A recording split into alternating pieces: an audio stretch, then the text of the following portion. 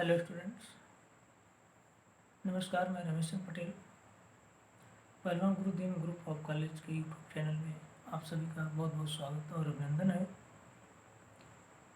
मैं लगातार आप सबको ये लेक्चर सीरीज के अंतर्गत जो शिक्षण प्रक्रिया चल रही है उसके तहत आप सभी के लिए हमने अब तक आदिकाल, भक्तकाल और रीतकाल से संबंधित वीडियो आप तक पहुँचाए और मैं इसी श्रृंखला में अगली कड़ी के रूप में मैं आदिकाल, भक्तकाल और रीतकाल के क्रम को आगे ले जाते हुए आपके समक्ष आज हम हिंदी साहित्य इतिहास के आधुनिक काल पर चर्चा करेंगे और आधुनिक काल की उत्पत्ति, उसकी समय सीमा और विद्वानों के मत और उसकी परिस्थितियों पर भी संक्षिप्त रूप से प्रकाश डाला जाएगा। और यह व्याख्यान जो है विश्वविद्यालय पाठ्यक्रम के व्याख्यात्मक आलोचनात्मक प्रश्नों पर आधारित है। तो मैं सबसे पहले व्याख्यान को शुरू करने से पहले आपसे एक निवेदन करूंगा कि ग्रुप ऑफ कॉलेज के इस यूट्यूब चैनल को आप लाइक करें, सब्सक्राइब करें और शेयर करें ताकि नई नई वीडियोज़ आपको प्रॉपर मिलती रहे।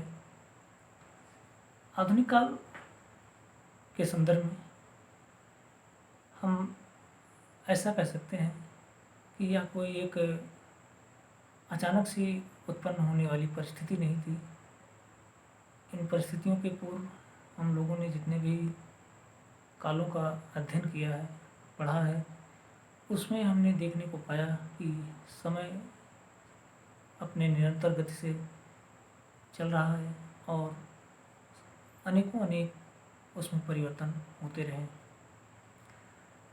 इसी तरीके से हिंदी साहित्य का आधुनिक काल भी हमें देखने को मिलता है और इसकी जो परिस्थितियाँ हैं वह पूर्व की परिस्थितियों से कहीं न कहीं उसका तादात्म्य है, संबंध है।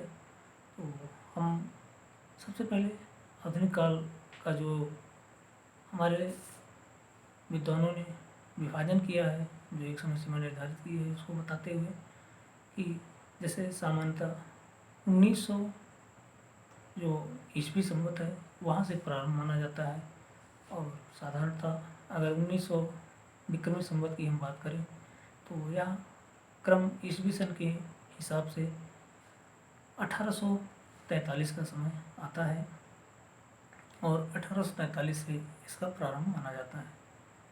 लेकिन कोई साहित्य की रचना एकाएक न तो उत्पन्न होती है न तो वहाँ से प्रारंभ होती है।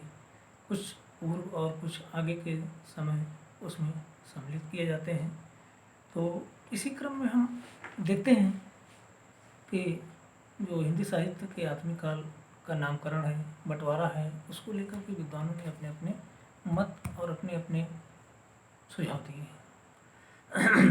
सुझाव के अंतर्गत हम देखते हैं कि नामकरण के रूप में इसको कुछ विद्वानों ने आधुनिक काल कहा, कुछ ने गद्य काल कहा और कुछ विद्वानों ने इसे वर्तमान काल की संज्ञा दी।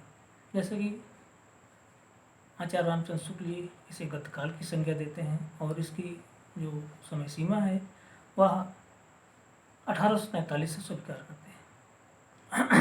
1843 से इसको स्वीकार करते हुए उन्होंने इसको अद्यतन यानी आज तक का समय शामिल किया। और इसी क्रम में हम देखते हैं तो मिश्र बंधु का नाम आता है और उन्होंने इसे 1926 विक्रमी संवत स्वीकार किया है। ईस्वी सन के दृष्टि से देखा जाए तो यह समय 1880 के आसपास का ठहरता है, 79 के आसपास का समय है।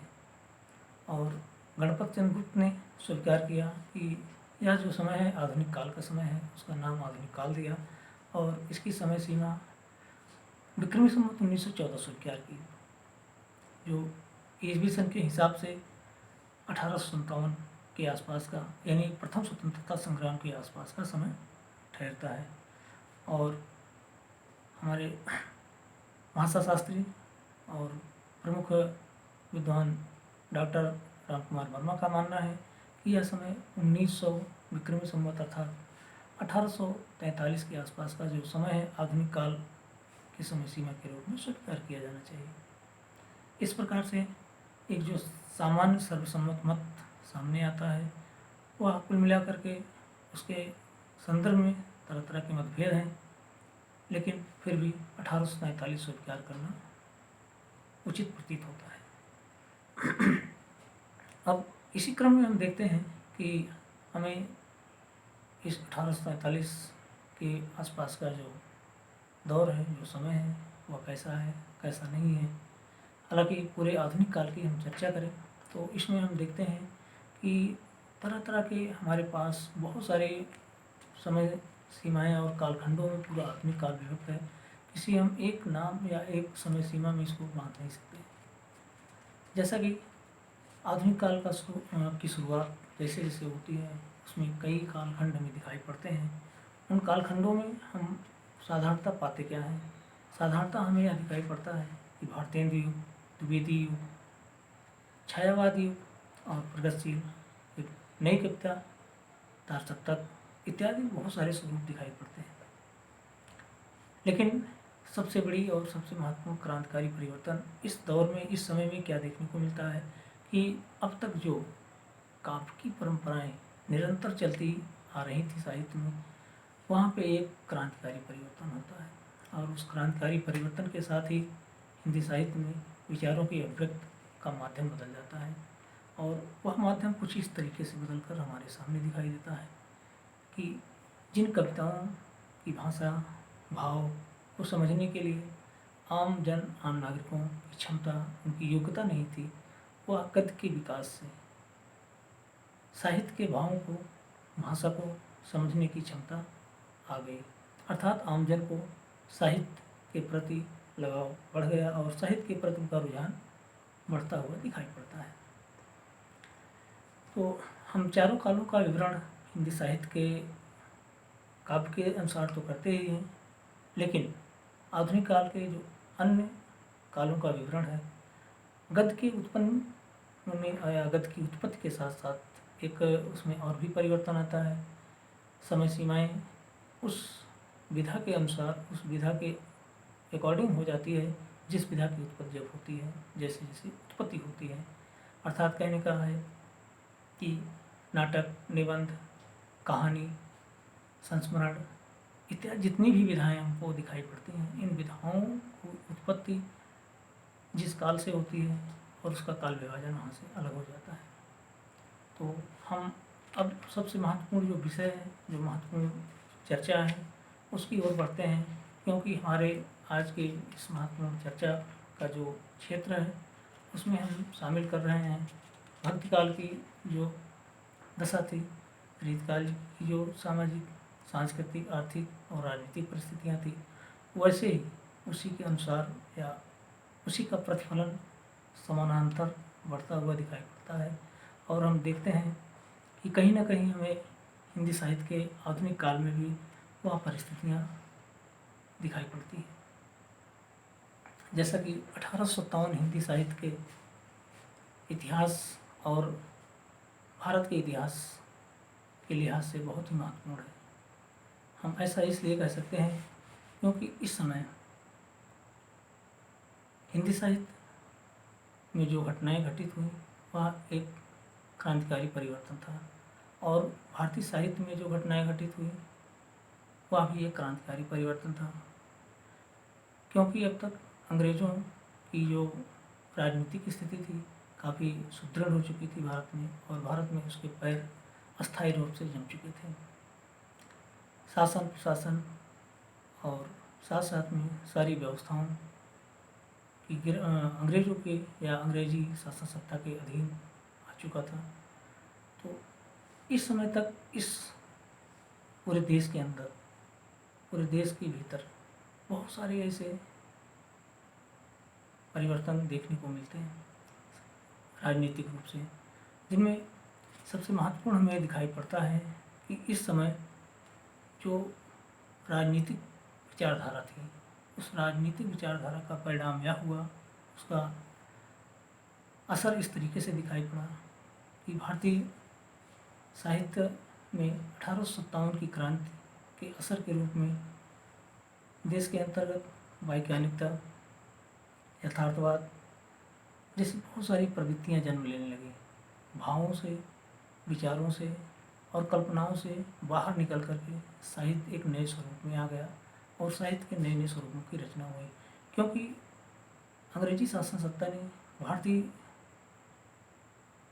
परिदृश्य में कुछ इस तरीके की वैज्ञानिकता का संचार किया, इस तरीके की व्यवस्था को विकसित किया, जहाँ से आमजन की चेतना में इस प्रश्न का उठना लाजमी था कि यह जो कार्य किए जा रहे हैं, इन कार्यों के प्रति जो उनकी अंग्रेज़ों की निष्ठा थी, जो उनका कार्य करने का तरीका था, उससे लेकर के एक जागृति, एक चेतना आई और भारतीय समाज में भी बहुत क्रांतिकारी परिवर्तन दिखाई देता है। और इस क्रांतिकारी परिवर्तन के पीछे कहीं ना कहीं हम देखते हैं कि इसकी जो पहली अवस्था में दिखाई देती है, उस पहली अवस्था में 1857 की जो क्रांति है, उस क्रांति के पश्चात एक परिवर्तन बढ़ता हुआ दिखाई पड़ता है। और दूसरा जो भाग है, वह दूसरा भाग 1905 के बंगाल विभाजन का है। और तीसरा महत्वपूर्ण जो परिवर्तन दिखाई देता है, वह दिखाई देता है 1914 के प्रथम विश्व युद्ध के तत्पश्चात, जो कि 1920 तक के पूरे विश्व के परिदृश्य को कहीं ना कहीं से परिवर्तित करता रहा, उसमें हलचलें उत्पन्न होती रही। और जो इसका महत्वपूर्ण चौथा भाग हमें दिखाई पड़ता है, उस चतुर्थ भाग में हम देखने को पाते हैं कि द्वितीय विश्व युद्ध का जो प्रारंभ होता है, उसकी कहीं ना कहीं से एक हमें आधारशिला दिखाई पड़ती है। और यह 1939 और 40 का समय जो है, वह भी एक क्रांतिकारी समय था।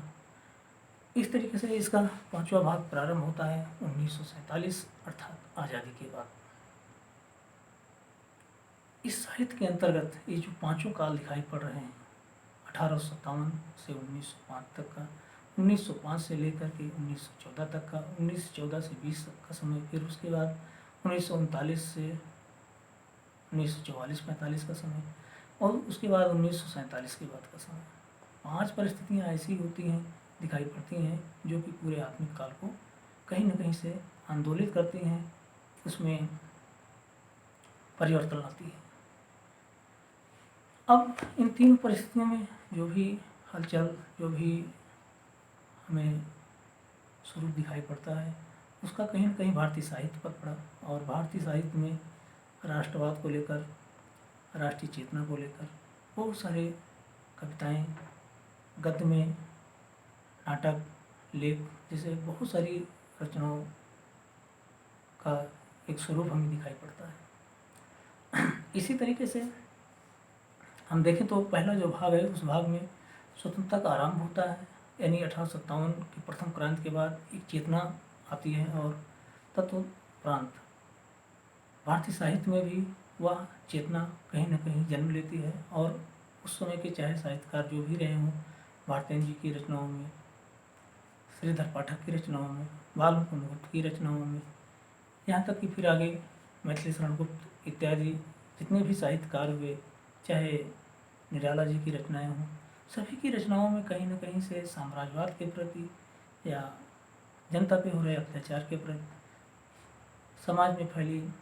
कमजोरी, गरीबी, लाचारी के प्रति बहुत सारे साहित्य की रचना होती है और बहुत सारा साहित्य में दिखाई पड़ता है। और दूसरे भाग में हम देखते हैं कि 1905 का जो बंगाल विभाजन होता है, उस बंगाल विभाजन के उपरांत हमें एक बहुत बड़ा परिवर्तन दिखाई पड़ता है।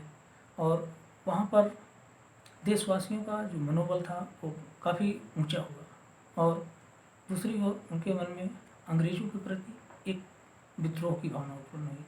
और उस विद्रोह की भावना ने कहीं न कहीं साहित्य को श्रीवृद्ध तो किया ही, लेकिन साथ ही साथ साहित्य के साथ साथ एक जनता के, आम जनमानस के अंदर क्रांति की भावना भी उत्पन्न की। और उसके पीछे कहीं न कहीं भारतीय हिंदी साहित्य का बहुत बड़ा रोल था, बहुत बड़ी उसकी भूमिका थी। और तीसरा भाग जो प्रारंभ होता है 1920, 1921, 1919 के आसपास का जो जलियांवाला बाग हत्याकांड और जैसे बहुत सारी ऐसी घटनाएं हुई जिन घटनाओं ने पूरे भारतीय समाज को झकझोर दिया और परिणाम स्वरूप एक नई चेतना का संचार हुआ और तदुपरांत प्रथम विश्व युद्ध की समाप्ति भी होती है और वैश्विक रूप से एक क्रांति आती है और उसका असर भारतीय साहित्य और भारतीय समाज पर भी दिखाई पड़ता है।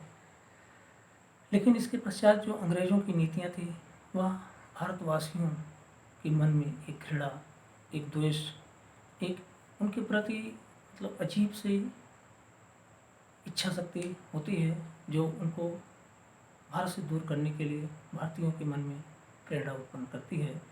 और जैसा कि हमने आपको बताया कि जलियांवाला बाग, रौलट एक्ट की घटना, असहयोग आंदोलन जैसे बहुत सारी, साइमन कमीशन, इन सारी घटनाओं ने कहीं न कहीं भारतीय जनचेतना को झकझोर के रख दिया और इस क्रांति के, इन क्रांतिकारी परिवर्तनों के कारण साहित्य में सामाजिक जनचेतना का जो स्वरूप था उसको साहित्य के माध्यम से जन जन तक पहुँचाने का कार्य किया गया।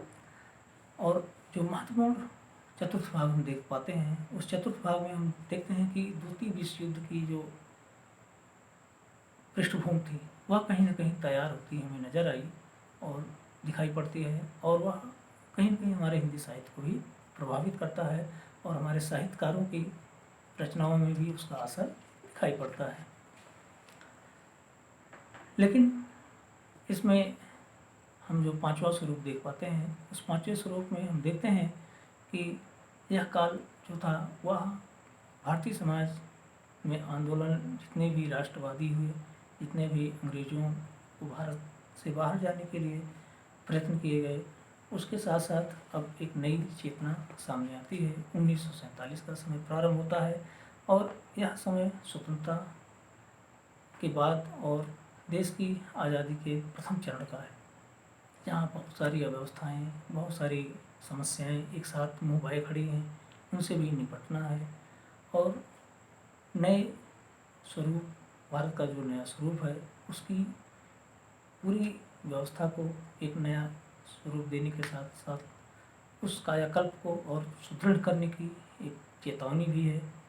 तो इसमें हम देखते हैं कि भारतीय जनमानस में सुधारवादी जो तरह तरह के आंदोलन या आंदोलित व्यवस्थाएं थी उसको भी संचालित पाते हैं। अब राजनीतिक परिवर्तन के साथ साथ हम देखते हैं कि इस युग में राजनीतिक चेतना की विदेशी शक्तियों के प्रति आक्रोश और देश प्रेम की भावनाएं बहुत ज़्यादा प्रबल हो गई थी। 1847 का समय, 1947 का जो समय है वह 100 वर्षों के समय के बीच, अर्थात 1857 से जो क्रांति की भावना उत्पन्न हुई 1947 तक आते आते एक विस्फोट के रूप में दिखाई पड़ती है। हालांकि यहाँ से अंग्रेज़ों के जाने के बाद की जो समस्याएं थी देश में वह फिर से हमारे साहित्य में दिखाई पड़ती हैं। दूसरी जो महत्वपूर्ण समस्या है सामाजिक परिस्थितियाँ। स्वाभाविक सी है, इतने क्रांतिकारी परिवर्तनों, उथल पुथल के बाद समाज में भी बहुत सारे उथल पुथल हुए, बहुत सारे परिवर्तन आए। उन परिवर्तनों ने समाज की सारी व्यवस्थाओं को भी बदला। समाज में जो एक बड़ा वर्ग, धनी वर्ग जो सीमित मात्रा में था, सामंत वर्ग था, लेकिन एक बहुत बड़ा गरीब वर्ग भी दिखाई पड़ता है। अर्थात वो सारी व्यवस्थाएं, वो सारी समस्याएं जो थी हमें वहाँ पे दो वर्गों में देखने को मिलती है। लेकिन इसके पीछे एक बहुत बड़ी जो चेतना सामने दिखाई पड़ती है अंग्रेज़ों के आने के और उनके जाने के बाद बहुत सारी नई चेतनाएं जागृत होती हैं और बहुत सारे नवीन सुधार के प्रयत्न किए जाते हैं। और जो उस समय के विद्वान थे, तत्ववेत्ता थे, उन्होंने समाज सुधार के बहुत सारे प्रयत्न किए। आर्य समाज की स्थापना हुई, ब्रह्म समाज की स्थापना हुई, प्रार्थना समाज आया सामने, थियोसॉफिकल सोसाइटी आती है, रामकृष्ण मिशन जैसे बहुत सारे सुधारवादी आंदोलन का भी प्रारंभ होता है और इन सुधारवादी आंदोलनों ने हिंदी साहित्य के विकास में भी बहुत सारा सहयोग किया। और जैसे उस समय भी बहुत सारे हमारे क्षेत्रीय भागों में, गाँवों में या जो शहर से दूर की बस्तियां थीं उनमें प्रायः देखने को मिलता था अंधविश्वास, भ्रष्टाचार और शोषण जैसी बहुत सारी समस्याएं थी। वह एक मोटी समस्याएं थी, लेकिन उसके अंतर्गत बाल विवाह और बहुत सारी ऐसी अन्य समस्याएं भी उस बीच चल रही थी। लेकिन उन सब का विरोध भी देखने को मिलता है, क्योंकि एक नई चेतना का संचार अंग्रेजों के आने से हुआ था। जो धार्मिक परिस्थितियाँ थी, वह धार्मिक परिस्थितियाँ भी कुछ इस तरीके की थी, जैसे उसमें नई एक राजनीतिक चेतना का विकास हुआ, एक सांस्कृतिक चेतना का विकास हुआ। तो हमारे इस भारतीय समाज में धर्म के प्रति दृष्टिकोण जो था उसमें भी काफ़ी परिवर्तन देखने को मिलता है। इस काल में हमारा धार्मिक दृष्टिकोण जो था वह काफ़ी बदला हुआ था। प्राचीन जो धर्म दृष्टिकोण था उस धार्मिक दृष्टिकोण से काफ़ी बदला हुआ प्रतीत होता है। और इस परिवर्तन के बाद हम देखते हैं कि हमारे देश में स्वतंत्रता के पश्चात धर्मनिरपेक्ष शासन की नींव पड़ी और सब धर्मों को समान आदर मिलना प्रारंभ हो गया। इस तरीके से हम देख पाते हैं कि कहीं न कहीं से ऐसी परिस्थितियाँ, ऐसे वातावरण का निर्माण होता है जिससे एक समृद्ध और मजबूत साहित्य सामने आता है। साहित्य का जो उस समय साहित्य पे इस सारी परिस्थितियों का जो प्रभाव दिखाई पड़ता है, इन सारी परिस्थितियों का जो असर दिखाई पड़ता है, कुछ इस प्रकार से है। और उसमें हम देख पाते हैं कि प्राचीन साहित्य जो सामंतवादी व्यवस्था थी, उसके आधार पर कहीं न कहीं ऐसे बहुत सारे लक्षणों को लेकर के लिखी गई, बहुत सारे ऐसे स्वरूप उसमें दिखाई पड़ते हैं। लेकिन धीरे धीरे वह यथार्थवादी होता गया, वह वस्तुवादी होता गया। अर्थात कहीं न कहीं वह आम जीवन की जो सच्चाइयाँ थी, वास्तविकताएँ थी, उसको जोड़ रखा था। इस तरीके से हम देख पाते हैं कि जैसे जैसे आधुनिक काल का क्रम आगे बढ़ता है, चाहे भारतेंदु युग हो, चाहे भारतेंदु युग के बाद द्विवेदी युग की बात हो, हम देखते हैं भारतेंदु युग में राष्ट्रवादी चेतनाएँ थी और छोटी छोटी जो बहुत ऊपरी स्तर की समस्याएं थी उन पे बातें होती हैं। लेकिन द्विवेदी युग में कुछ जैसे भाषा संबंधी बहुत बड़ा एक परिवर्तन आता है, जो रीतकाल मध्यकाल में अवधी और ब्रज का वर्चस्व था, वह वर्चस्व टूटता है और पुनः खड़ी बोली का एक भाषा के रूप में मान्यता मिलती है और संपूर्ण साहित्य पे खड़ी बोली का असर बढ़ता है, प्रभाव बढ़ता है।